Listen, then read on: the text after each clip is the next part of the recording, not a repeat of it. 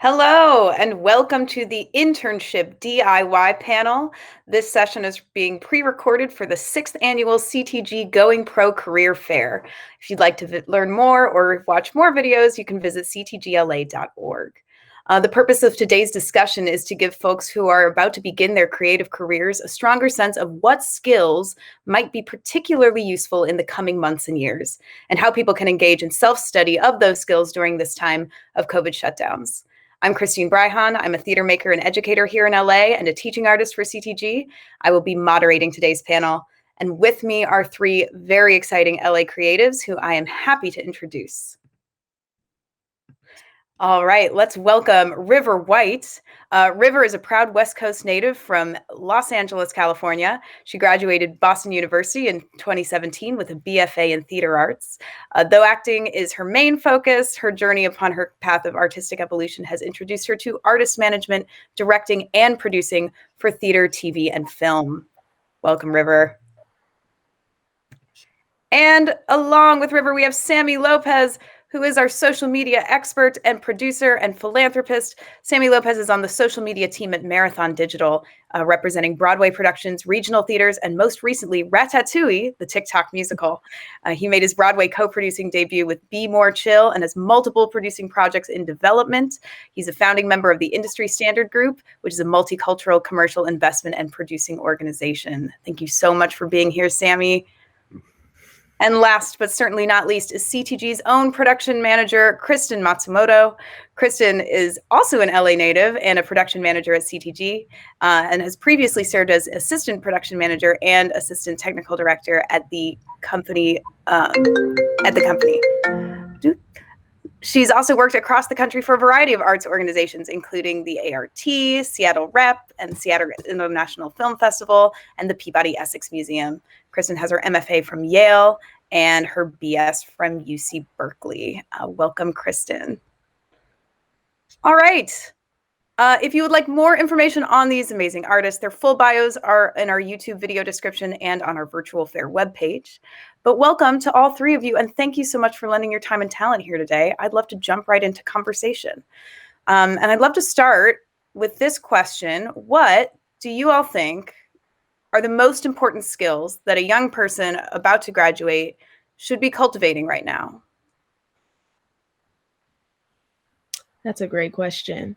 I'll jump in. I think one of the most important skills right now, especially being a college graduate, is networking and really getting to know people, whether that be, especially now that we're in the COVID era, I'm finding that networking is significantly easier for me to do because I can virtually do everything, right? Whereas I used to have to reach out to people and go and get coffee or drinks, and that gets financially like out of hand sometimes when you're trying to do it so often with so many different people so many times a week.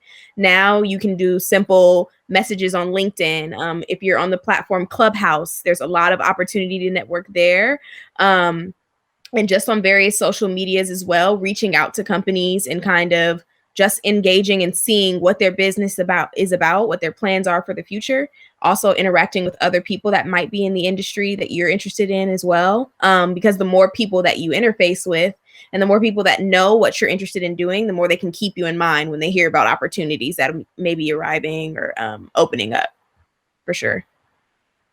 Yeah, I'm fully in support of everything you just said. I feel like I am inspired by this time of almost decentralizing where we think art should be created. You know, it's like suddenly like you don't have to live in LA or New York in order to reach those top industry professionals that you've always wanted to speak to. It's almost like those gates have been lowered and you have the ability to reach out, and, you know, if they respond, that's great. If they don't, at least you made that reach out. And I think, to me, it's like, you know, thinking about networking and also thinking about organizations that you want to align yourself with, or that you want to get involved or volunteer. When I first got out of college, that was pretty much the first thing I did when I moved to New York City. You know, I was an LA kid and went to New York, and, you know, it's that initial organization for me, it was Collab Theater Group, which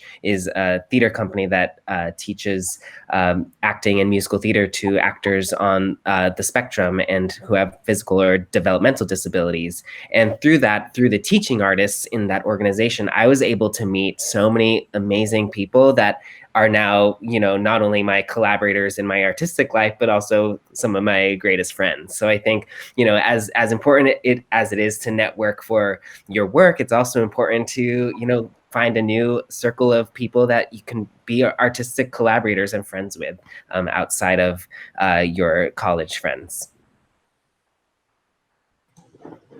Also totally support the networking idea. When I think back to sort of my earlier career, when I was just jumping off with theater in undergrad before I went to grad school and everything, I also took like the internship and apprenticeship path. But in the meantime, I actually ended up like cold calling a bunch of theaters, which I realize is a little bit more difficult in this situation, the situation we're in now, if you're trying to cold call local theaters and do a meetup with somebody.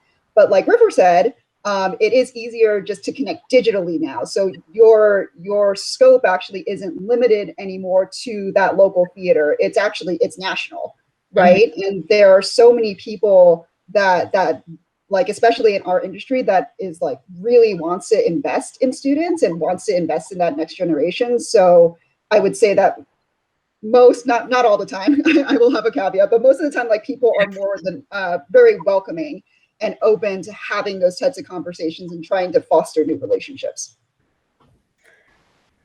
I totally agree. And I think that it's also a great time to check out the work that theaters are doing. I think a lot of theaters have started now to really pivot to serving, on a digital platform, maybe just doing readings and events like that, or showing filmed productions. But I know that when I first moved to Los Angeles out of school, the theater scene was really daunting because there were so many companies. And right now is a really accessible way to check out companies' work, even just checking out their mission statements, seeing what they're doing, and sort of gauging the response you get from those conversations will help you target what companies you want to work with when that work is available, rather than just blindly going towards anything that's available, which is what I did. So I love that. Okay, so we have collaboration, looking for collaborators. We have starting to flex those networking muscles, sending the scary email, doing some research on companies in your target city. What else? What about technology? I would say, there's so many newsletters and other opportunities to just be a sponge and like read all of the new things that are happening and evolving within the industry. A newsletter I subscribe to is called the Broadway Briefing, and they send a daily email with all of the industry updates, things that are in the pipeline, all of the streaming events that are happening that day. There's like a little call board at the bottom of the email where they list out literally everything that's going on.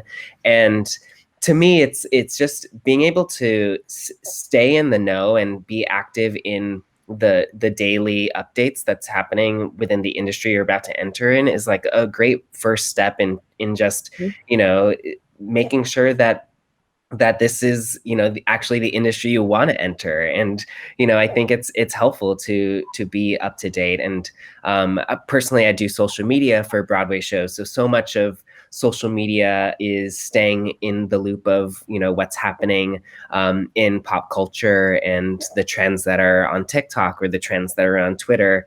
And so there's another newsletter I follow called The Big Internet Brunch, which comes out at noon every day. And even if you're not into social media, I would recommend signing up for this newsletter, just because they give, even like the funny meme of the day. It's like just a constant kind of refresh of like what's happening in pop culture. And, it also serves as great conversation starters for those networking conversations you'll eventually have. Yeah. I'll definitely say for like through the production lens, all of the technology is super useful. Most theaters have pivoted to like digital platforms. So the more that, and I don't think that medium is ever going to go away at this point. Like we sort of like over this past year, we jumped right into all of that to try and continue this art form and continue the industry in whatever way that we could. So any way that you can get into sort of like the live streaming technology to just honestly knowing the basics and fundamentals of how to use Zoom, which I know that, you know, most of us have fully embraced as a daily part of our world now. But knowing more about those platforms will definitely help you in the future, because I think that's definitely one change our industry has made with COVID. Yeah, I see nodding. That, yeah, Yes. that's actually been a very big learning curve, I think, on all fronts of the entertainment industry, both in television and film and in theater, is, you know, adjusting to the new normal of like digital everything, no matter where you're at now. Like all auditions are either their self-tapes or you're on Zoom doing like an audition, somewhat of a situation. So really familiarizing yourself, especially if you're on the more performance side of this business, familiarizing yourself with what that adjustment is like, especially performing, because it's different. It's definitely different, and it's a huge adjustment. And I think allowing yourself to really like get into the vibe and the feel of just accepting the platform for what it is. Because I think a lot of people now are trying to make our original way of doing things on live stage, and they're trying to bring that and just put it onto the digital platform. And we're finding that doesn't work, and you have to just accept it for what it is, 4 faces on a screen, and that's how the scene is. And like, however we figure out how to do the backdrop for each of these people, that's just what it is. And like having to accept what that means to perform in that new medium, but also to it's 4 o'clock, like involved in that new medium as well. River, I love having the performer's perspective on this. Can you speak a little bit about some of the major things you learned about performing on Zoom, auditioning digitally, things like that? Yeah, totally. Actually, I think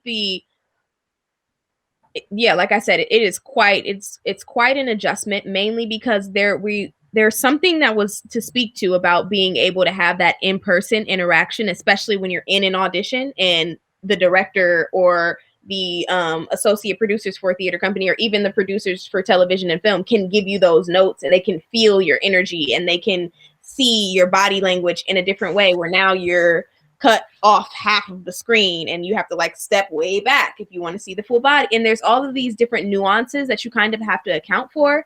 And so that becomes challenging. But again, when you allow for yourself to just go into it, remembering that this is how things will be, and adjust your performance to that, it actually, in a way, I can see that this is going to allow for a lot more people who aren't on camera experienced actors, for example, like a lot of theater actors who solely just do theater. I think it's going to allow for them to make a seamless transition into television and film, should they want to do so, just because it's already starting the basis of what it means to have to adjust what usually can be a very large performance into something that still has to reach audiences on Zoom, even on the platform Clubhouse, which is still kind of like budding. I think more people are aware of it now, where that's solely audio and no video. I know a lot of casting directors are literally casting things on Clubhouse just off of how you sound,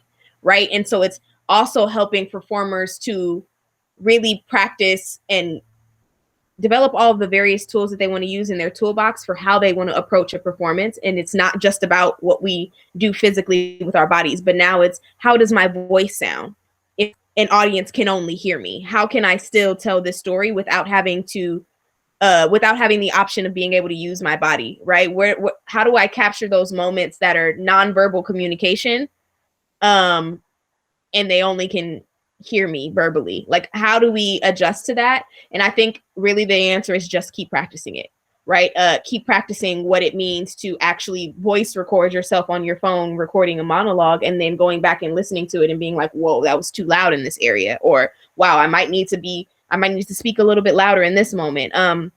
practice doing your auditions on Zoom and like literally just being the only person in the Zoom room, and you're now doing it there because now you can see when I do too much, my arms are off screen. This is things that theater actors are now going to have to adjust to in doing theater on Zoom, right? These are the things that we don't actually usually have to factor in because we have a whole stage space to do that. And now it's kind of showing the conversation that tends to happen, the overlap that happens between theater, acting, and television and film, which I think is really great. Yeah. Something that I really like what you just said was, to me, it's like embracing the social media side of everything and how, in a way, we all have our own virtual portfolios through Right. social media. And I produced the Syracuse University Musical Theater and Acting Senior Showcase every year. And this is the first year where we're creating a full virtual showcase. And we're really empowering students to see how social media can act as a tool for your introducing yourself to the industry. And Totally. even Yeah. and not saying that you need to only put up polished videos on your Instagram. It's like, we want to see how you work. We want to see how your artistry is. And so, when I have my producer hat on and I come across someone's Instagram account where it's a musician who's showing me the layers on their track and how each layer is like inspired and how that creates the overall sound of whatever track they're working on, to me, that's like showing me how you're such an artist and how like you're using this time and technology to channel your creativity. I think in a way, looking at social media as that platform to just share your work, it is, I think, the best way to utilize, and everything that I think is at literally our fingertips. Yeah. I mean, I think that's huge too. Just so quickly, what you just said reminded me of something that I'm doing all of the time. I work in management as well as being involved in performance in all of the different aspects. And it's funny because we're looking at things where we're looking for TikTok people, right? TikTok stars and people that are really like actually taking advantage of the platform and getting themselves known. And it's fascinating because in this part, I want to speak specifically to people who are not on the performance side of theater. For example, stage managers, designers, lighting, all of those like mediums that are involved in theater. These opportunities are like the opportunity to produce a show in theater right now it's like non-existent. We can't even be in theaters yet. I mean, hopefully we're opening up by the end of the year. Maybe things will be different, but for the time being, I've been seeing, and it's quite fascinating, I've been seeing a lot of people doing kind of like DIY videos, for example, on TikTok of like, and here's me building like what is my little mini stage in the backyard, and here's me like setting up the scene of my living room with this like antique furniture that I got from the thrift store in Burbank, and here's me, and now like here's the set of whatever 1920s like or Harlem Renaissance-esque vibe that I'm trying to capture. And it's like using the social media to still show and showcase your creative designer abilities. And it's the best way to keep yourself being active and to keep people seeing like, hey, this is how I can design. This is what my taste is. Here's my eye. Hey, my Instagram followers, TikTok followers, throw me an idea that you would like to see me do. How would you like to see me make this set? I can show you a DIY video on my TikTok of how I build things. And now people are still getting to see you do that, even though we don't have actual productions where you can tell people, hey, come out, I just designed the set, or hey, come out, I did all the lighting for this, or hey, come out, I did the music and the sound for this. Like there are still active ways that can be practiced right now in preparation for when and if the world returns to whatever normal was before this. Yeah, and those DIY videos too, they can basically turn into your digital portfolio. Literally. Right? It's like it's you're listing things on your resume. It's like, I can do woodworking. I can like, I'm super crafty. I know how to do this sewing project. But like those DIYs like actually demonstrate your skill, your hard skills in a real way. So that just like it becomes resume building in that sense, as well as like keeping up those skills during this time. Totally. And even like YouTube, the power of YouTube and learning new skills throughout that. Like, I taught myself Photoshop through YouTube. And this was like 10 years ago now. And so I think, and they were really, not great quality videos at that time. And so now just like looking back and seeing, how YouTube is such a resource to literally figuring out anything you want to do, all the way up down to like cooking. Like I feel like you could do so many things with a YouTube video and a search. So I think, using the platforms to expand your skills right now is, I think, key, because those special skills on your resume are powerful, especially now when everything is virtual auditions. Like, Yeah.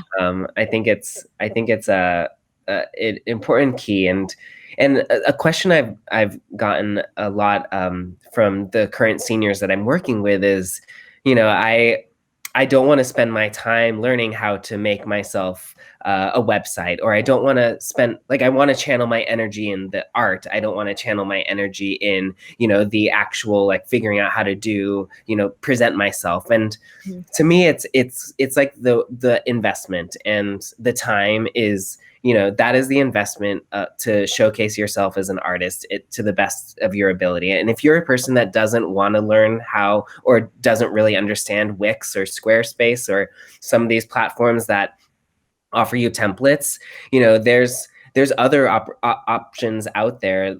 A platform I like to offer is called Downstage, which is a website platform specifically for artists and actors, where they give you templates that you don't necessarily need to learn how to format your resume on Wix, which can be challenging. And so I think if you ever feel like something is outside of your scope, or that it's too much work, I would say, like, first Google it, because most likely someone has made a platform that will make your life easier.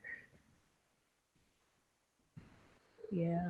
There's such a theme of self-education coming through of all of this. And yes, I mean, I've learned so much in the last year, just even fixing up my house, like on YouTube. Like, how do I install this? And I've also noticed, I know while I've been, in this digital platform for the last year, that there's a lot of really amazing, like, continuation arts education that's been available online that may not have been in the past. Like, for instance, I know I'm a devised theater maker. I do a lot of physical work, and I did an intensive with City Company in New York. And usually I couldn't do that because I'm in LA, but they're offering all sorts of workshops and intensives, to 3-week intensives online. And you can just Zoom in the morning and work with, theater artists from around the world. I'm wondering if any of y'all have other ideas for continuing education as you get out of school, because I think something that I didn't realize when I got out of school was that, the learning has to continue. Just because I graduated doesn't mean my skills are complete and now I just get to go work, right? So besides YouTube and City Company, I'm wondering what other opportunities are out there that hopefully are on the more affordable end of the spectrum. LinkedIn Learning is a really good resource. I know that a lot of universities have partnerships with that platform, so a lot of, like, current students have access to it. So that's definitely one good resource that I would recommend. And they have tutorials, like, across the board. I've been seeing too,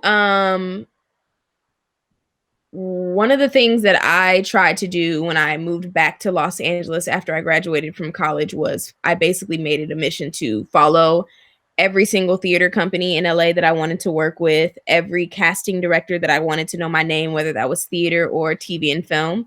And then, of course, like, just following directors, like TV film directors, theater directors, just so that I kind of know what's going on. I have noticed, as I'm continuing now in my career, to have to track up and coming people that I would like to sign, or whatever the situation may be. I have noticed as well too that there are a lot of casting directors that are doing literal free seminars and, like, coachings and, like, monologue things of the sort on their social media, literally for free. You can either join in on live, they will post that they're doing a room that you can talk to them on Clubhouse. Some of them will even have Zooms.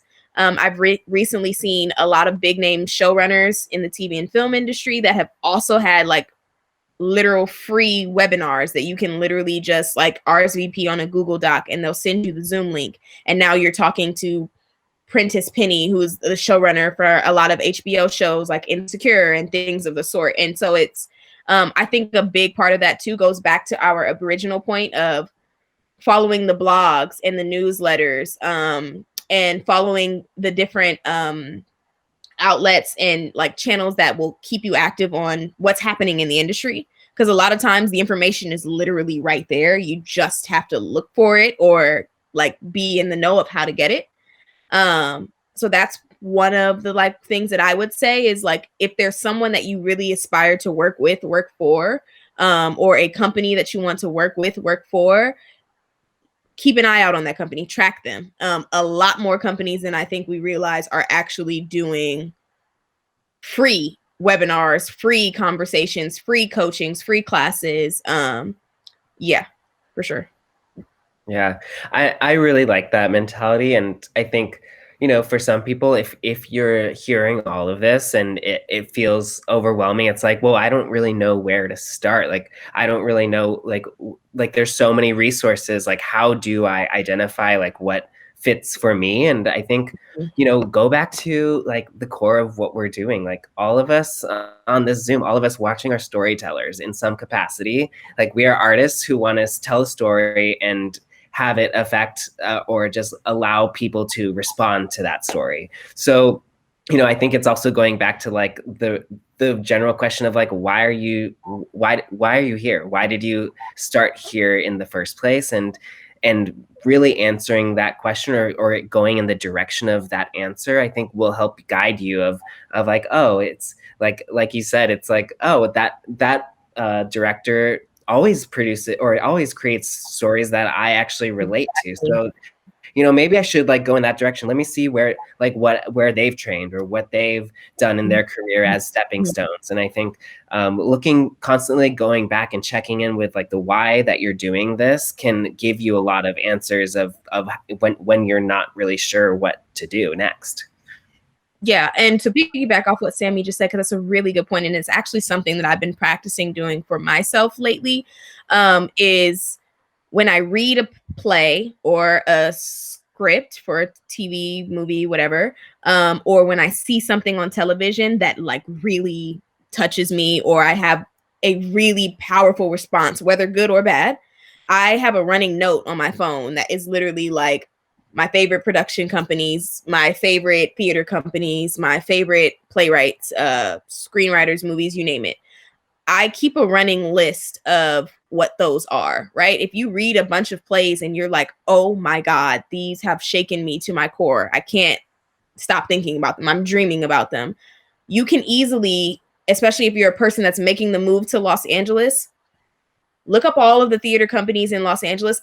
90% of them have websites or Facebook pages or Instagrams or Twitters. Most of them have all of these things, and they will show their slate, because all of the theater companies in Los Angeles, I've yet to see any theater company in Los Angeles not actually actively use crowdsourcing to promote their shows, right? So that you can go on their Instagram page and see years ago the poster for whatever show that they did. You can look at their slate and see what kind of plays that they tend to produce, and that can help you figure out where you might want to work. You're like, I don't know which theater company does what. Look at what they do. Look at what plays that they tend to do, and that lets you know kind of what that company's taste is. And if you like the company's slate, if you see a lot of plays like, oh wow, this company theater does all of these things, and like all of these Center Theater Group often has plays at the Amundsen and the Taper that I really like, that's how you know where you can that's how you can start to figure out, where do I want to work and what do I want to do, just based on what you like. Because again, like Sammy said, we're storytellers, right? And I'm a firm believer that as long as I'm doing whatever, no matter what I'm doing, as long as I feel like it's setting my soul on fire, I'm going to keep doing it. So as long as I'm constantly inspired by the content that's being put out, I'm going to keep doing that. Find the companies that kind of align with the content that really like set your soul on fire, and that's how you'll know where you want to be, where you want to land, and what kind of work you want to continue to produce. Yeah, set your souls on fire. Yeah, definitely. Like going back to script reading is like going back to the basics and going back to the fundamentals of why you want to do this is to tell the story. And that can be beneficial to you as an actor, as a director, as a designer, like even a technician, because you're going to have to recreate someone's vision and someone's vision for that story. So like, yeah, 100%, like reading scripts and like getting back to that fundamental storytelling is, especially if you're like in a place that you're lost, can be really important. Yeah, one easy thing that costs very little, only the price of a play, and you know, if you share it, that's split, is just getting a group of friends and doing a play reading every week. You know, find the newest stuff that's happening in the last 5 years. What are the big plays that are going out? What are the things that make you excited? And just do a reading every week. Talk about it. And you can do it on Zoom. And then, as you know, River wisely said, don't pretend it's not on Zoom. How can we start playing around with ways to make that interesting? Simple entrances and exits, little effects. I know that if, you know, you're in the devising or more theater making world, also, there's a lot of really great stuff that you can do with that technology. And I do think even when we do reopen, that technology is going to come into the world of playmaking. I think it already has, because there's no way that this year isn't going to impact the way that we look at our creative process. So even simple little things. And what I'm hearing is two themes kind of that you can spend your time doing either or both. Doing sort of your research, finding out potential collaborators, places you want to work, people you want to work with, and then investing in yourself and doing that sort of investigation work of, well, who am I? What are the skills that I bring to the table? Yeah. And, you know, what is special about me that I want to share? And it seems like time spent in either is not time wasted. For sure. Now I'm wondering how we've sort of danced around this issue, but how do you think COVID has changed the way we're going to make art in the future? I feel like it's such a big question, like to think about, you know, how, to me, I one of my favorite parts about theater is the experience of going to the theater and the experience of specifically, I've said this before, you know, but with CTG and specifically at the Kirk Douglas Theater, it's like the lobby experience is like no other. And it's like, how do you know, create that similar experience? And it's like you said, it's going to be a hybrid. It's going to, like, these types of touch points are going to have to happen digitally now, in addition to whatever live component happens. And I think what COVID has brought us within our industry is the ability to now embrace the digital and now see how it is something to contribute to a story versus be a detriment. I feel like digital has always had a very specific point, like people have had a very specific point of view about it, because honestly, most of the time, and you know, after working on Broadway shows for the last 8 years, you know, trying to pitch ideas that are digital specific to, you know, producers that have been producing on Broadway for years, and they don't really understand the scope and the reach and the power of digital, you know, they were very reluctant to it. And then now finally we're able to get that, like, yes, okay, so like, let's figure out how to make it work. And so I think that's the biggest, for me, the biggest thing that is the change in our industry with COVID. It's people are just saying yes, and like, they're like, okay, we have no choice, let's figure it out. And to me, that's, you know, exciting. And it's hard to fully jump on board because I love the live aspect of it, but you know, we gotta go with it and ride that wave, because it's gonna keep going. Yeah, to piggyback off of what Sammy is saying too, is that yes, and it really, for me, I feel like, yeah, Sammy's right. There was this like weird notion that like the digital just didn't belong in the theater always. And now that we were literally forced to make theater digital, it has caused an effect that like now I feel like where we once were kind of placed ourselves on the limitations that we can only do so much in live theater. I'm interested, I'm intrigued, I'm excited to see now what this will look like when we bring the world back, the world opens back up and we can go back and experience live theater. I wonder, and I'm excited to see what it looks like when we bring this digital aspect back into it, because now I feel like the world is so used to being digital. We've been like this for over a year at this point that it's almost going to be hard to adjust back to what it was like to not be like this. And figuring out the ways in which we can like continue to have these two different forms of performance continue to be in dialogue with one another. I think that's going to be very interesting. I feel like a lot more shows now are going to have some form of a digital component. I'm not sure how, whether that means we're figuring out how to make the live plays be streamed into or what have you. So I'm really fascinated in that, but I can see that in the future, I feel like we're going to see more of this, the combination of the two. It's going to be more frequent that they meet on stage. And I'm interested in seeing what that would look like. Yeah, COVID has also, like, not just digitally, it's just forced us to think differently about our art form in general. So like digital, definitely one platform. And I totally agree with both of you. That's not going to go away. And it's going to be interesting to see how it evolves, especially once we return to some more sense of normalcy and how we continue that. But then there's also the notion of like outdoor theater spaces and other found locations and like a drive-in movie theater and a parking lot and sort of just like all of these other mediums that are sort of just like outside that box of a building. So COVID has definitely forced us to think about other options and other avenues to continue this art form. I was thinking about that production that recently happened.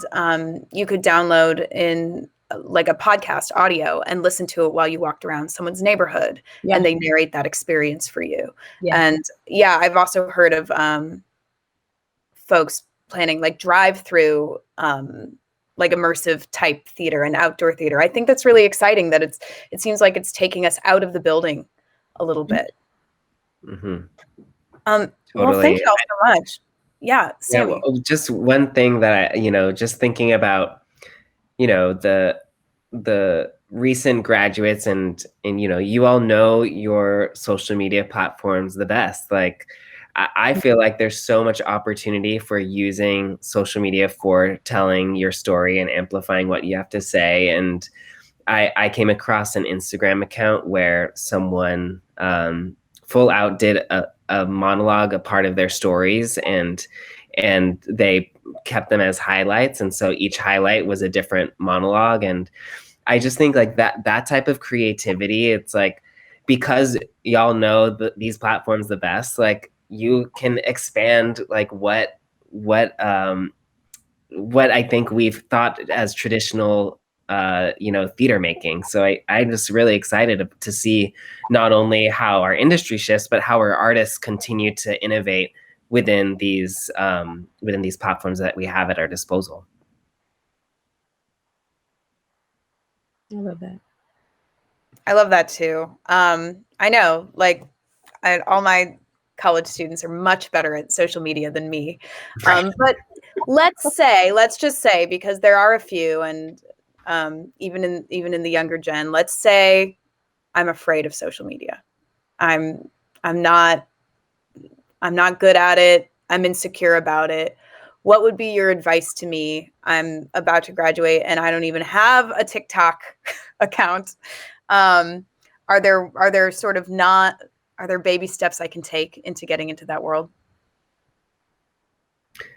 I mean, I think you have to just embrace like what are your personal limitations and the how far you're willing to go. I don't think social media is the end all be all, but I do think that social media is a free opportunity to showcase work. But, there's a million other opportunities out there that, you can, if you don't want to put yourself out there on social, you can look up fellowships or festivals or other free opportunities that allow you to present your work in this digital space. But I think for me, it's so much of, kind of looking at the free opportunities that are there, and I see it as like a blank canvas on social. And maybe it's because, social media has been so much a part of my life where I am 100% like on board with it. But my business partner hates social media, and he doesn't really believe in anything with social media. And, I think it's a give and take. And so I also see that point of view. And if you want to be on social media, but you want your account to be private and you don't want to be a public figure of some sort, there are many actors who, they either have private accounts or they don't show their work online, but they find other opportunities to do so. So, whether if it's, working with an organization and doing your presenting your work through that organization, if you don't want it to be from your personal pages, I think there's always an opportunity. It's just a matter of really going down to what you're comfortable with. Right. And I also think that if you are a person who does not like social media, is intimidated, it's too much, it's too fake, it's too all of the things that people can say about social media, you can also still, the bottom line about what we're saying about the social media aspect of it is that it's the fastest way to get your content seen by an insane amount of people at one time, right? But the bottom line to that is the content has to be made. If you don't have the content to post on the social media doesn't really work anyway, right? So if you just prioritize continuing to pump out that content. I'm a designer and I can't design any plays right now, but I can design parts of a set in my backyard. I can go get free wood. I can get scrap metal. I can get whatever. And I can try and figure out I can rent whatever machinery I might need to do that. And I can record myself doing that. Even if you don't post it on social media, the key to it is that, okay, say you're now out at where you're out networking out at an outdoor immersive theater event, and someone's like, hey, I'm really looking for someone that can do, oh, wow, actually, I can do that. Do you have a social media page that you can show me? I don't, but I can send you a Dropbox link of me making videos of myself doing all type of things. I can send you my virtual portfolio, right? There are so many other ways to get around the social media aspect of it, but the one constant is that you always have to have something to show, right? I often tell people ask me all of the time, like, how do I get representation in this industry? How do I get my name known? How do I meet more people? How do I get into a writer's room? How do I get into directing a play? How do I get into an audition for a play? Well, do you have a monologue memorized? Do you have a script already written? Do you have a design portfolio? Have you directed anything? No, but I have all these ideas. Unfortunately, it's really hard to do something with an idea, but I can do something with a product. Right? So as long as you continue to pump out the product, there are other ways to get people to see the product. But if you don't have anything to show for it, it gets harder when that opportunity comes up and you're now talking to the most important person that you can be talking to, and you didn't talk to them from social media and they're asking you for something and you don't have it. That's like the worst, because then you're like, dang, I'm such a good actor, but I literally have no like video footage of me acting. It takes nothing to buy a tripod for $5 off of Amazon and put it in your front yard. And now you're doing the scene from Fences by yourself, and you're Rose and you're standing on the porch talking to Troy, even though there's not a Troy there, but it looks like you actually just did what Viola Davis and Denzel Washington did and took the play and made it a movie. And that's all that counts. Right? Is that we see the talent, right? And now is the time that we're getting all of this time to be innovative. So for those that are like super anti-social media, believe me, I'm with you on it. I actually personally just resigned from Instagram myself, but I know that I still have all of my content And I know that at any given moment, if someone's like, do you have a monologue? I either have it memorized and I can drop what I'm doing right now and perform for you live because we all miss theater, or I can send you a video because I also have every single monologue that I have memorized in my head. I've done it digitally and I can send you one quickly, or I can send you my reel or whatever the case may be, my digital portfolio. So the bottom line is to continue to prioritize making the content. It's too easy to make it at home now because we have walking computers and tripod. Like the phones are crazy. They have like freaking crazy cameras now, all of it. So you can do it. Like bottom line, yeah. Yeah, social media is like, it's another tool. It's another resource. It's not the be all end all. You're not going to get like rejected just because you don't have an Instagram account. You're like not active on Facebook. You don't tweet. Like that's not the important part. And then like speaking sort of like from the production end, I'm like, especially as a technician, I don't know what I showcasing your skills and doing all the DIY stuff, I think again is like an interesting way to build your portfolio and to showcase your skills. But again, that's not like the important part of it's not an essential part of your resume. You don't necessarily need that. It's really, it is the skills that you have and like trying to hone your skills during this time. Thank you. Thank you all so much. This has been such a inspiring conversation. I want to just mention and give a shout out to the LA County Arts Commission because, or the LA County Arts Department, sorry, their department, but there are actually some internship opportunities becoming available over the next few months that are paid. So if you go to their website, you can also find some arts organizations are partnering with the LA County Arts Department to provide some internships for folks who are still in school. And definitely I'm going to check out Downstage. Is it downstage.com? Downstage.co. Downstage.co. So CO. Yes. And then there's always Broadway World. You can go and for a small monthly fee, you can watch all of these amazing shows, get yourself up to date on what's going on. There's also a very cool website I want to just give a shout out to, movementresearch.org. So if you are somebody who's more into the physical world, they're offering tons of sliding scale classes. So they are anywhere from like $5 to $15 for classes you can take every week in all sorts of movement modalities. And if you're also worried about finances or sort of wondering how that side of the life of the creative person works, the actorsfund.org or actorsfund.org has a lot of free resources that will also sort of, including financial literacy classes for artists to start also planning for that. Because this is, as we all can attest, a world where you aren't always sure maybe where your next paycheck is coming from. So that's also some more educational self-education that you can do during this time. Y'all, should we end with maybe one word of advice or encouragement to all of our students who are about to be the next generation of creative artists? Totally. Yeah. I'm trying to think like, I know I put you on the spot. I put you on the spot. Yeah. Well, I would say for me, my favorite book that I've worked on called The Artist's Way by Julia Cameron. I've done the book a few times, and I've also done the book in multiple different headspaces of really high points and really low points. And I think, a common theme that comes from that book, it was a quote is, "Leap and the net will appear." And I think at this moment in your life, when you're about to, leave the safety net of school or, higher education, I think there's this element of just having to trust that, when you show up as just you, like it'll work out. And so it's just, leaping and that net will appear.